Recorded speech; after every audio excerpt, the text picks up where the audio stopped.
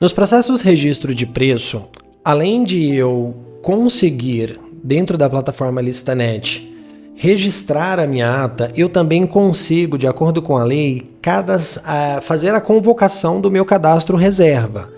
Uma vez que o meu processo, previsto em edital, ele tem lá o prazo de cadastro reserva, eu abro dentro da seção pública e aí, havendo a necessidade, o fornecedor pediu a desistência, se recusou a assinar a ata, eu posso convocar o próximo colocado para que ele assuma, então, estes itens em questão pelo mesmo valor do primeiro colocado. Então, eu venho no menu Processos, Cadastro Reserva, vou identificar o meu processo em questão, então aqui vou utilizar o meu processo 9 como exemplo, e eu venho em Convocações.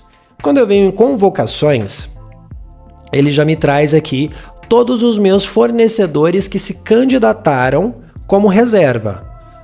Então eu vou selecionar qual é o meu fornecedor em questão, então aqui é o fornecedor 300 mesmo, como exemplo, ele está assumindo todos os itens da minha listação. O fornecedor anterior se recusou, então eu vou convocá-lo aqui no meu sistema. O cadastro reserva ele tem uma particularidade muito interessante, porque além do fornecedor ele assumir os itens do vencedor que solicitou a desistência ou fez a quebra do contrato, a quebra da ata em questão, ele automaticamente, quando eu convoco através do meu sistema, ele não só consegue assinar essa convocação do cadastro reserva, dando o aceite dele nessa convocação, bem como também, vejam que aqui ele já me traz alguns campos de preenchimento de dados. Para quê? Bem como essa data de vencimento, porque automaticamente quando o meu fornecedor ele assume estes itens, ele vai também automaticamente assinando o cadastro reserva, ele já assina a minha ata de registro de preço.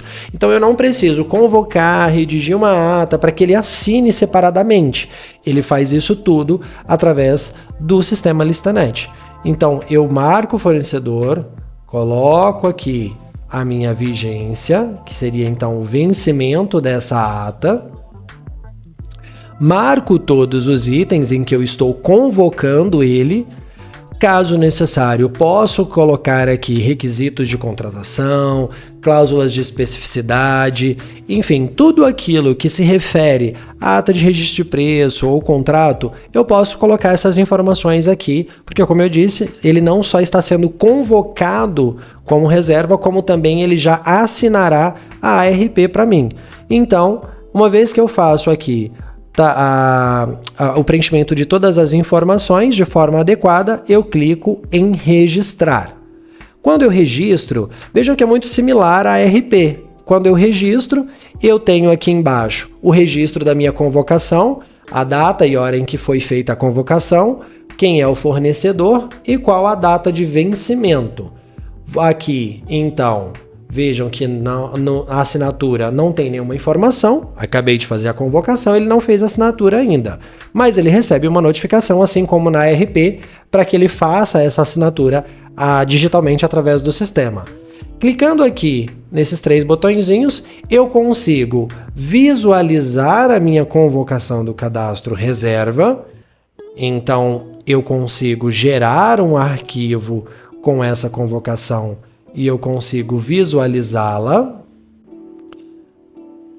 Então vejam que tem todas as informações, o nome do órgão comprador, a convocação do cadastro reserva número 9, que é o número do meu pregão, o número do meu pregão eletrônico, o número do meu processo licitatório, aqui data e o órgão comprador que fez aqui a convocação, quem foi o agente responsável por fazer aí a convocação dentro do sistema, do cadastro reserva, e aqui eu tenho os dados do fornecedor, representante legal, telefone, e-mail e endereço. E embaixo eu tenho aqui a disposição de todos os itens, bem como o valor total da convocação desse fornecedor. Aqui os campos estão em branco, porque o fornecedor ainda não fez a assinatura, mas a partir do momento que ele fizer a assinatura, eu posso imprimir ou posso salvar o PDF aí dessa minha convocação. Assim como também eu posso aqui fazer a visualização da minha ata de registro de preço gerada para este fornecedor. Então vejam que novamente ele me traz as informações do órgão comprador, aí o tipo de documento, o número do pregão, o número do processo e as informações aqui do fornecedor.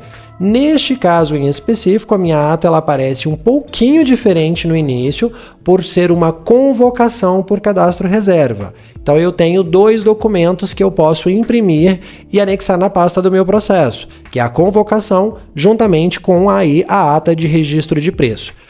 Normalmente, aqui quando ele está assinado já aparece também, né? Então nesse caso não está aparecendo porque acabei de fazer a convocação. Mas no momento que ele assinar, também já aparece assinado para que eu possa, da mesma forma, imprimir ou salvar aí o PDF na pasta do meu processo. Caso eu tenha necessidade também, de repente eu coloquei alguma informação equivocada ou não iria convocá-lo em todos os itens, eu consigo vir aqui e excluir a minha convocação. O sistema vai me questionar se realmente eu desejo fazer essa exclusão. Caso sim, eu marco que sim. Caso não, eu marco cancelar. E aí eu apenas aguardo que o fornecedor ele faça a assinatura. No momento que ele fizer a assinatura já aparece aqui para mim a informação da assinatura, para que eu possa gerar aí os relatórios já assinados tanto da convocação quanto do cadastro reserva.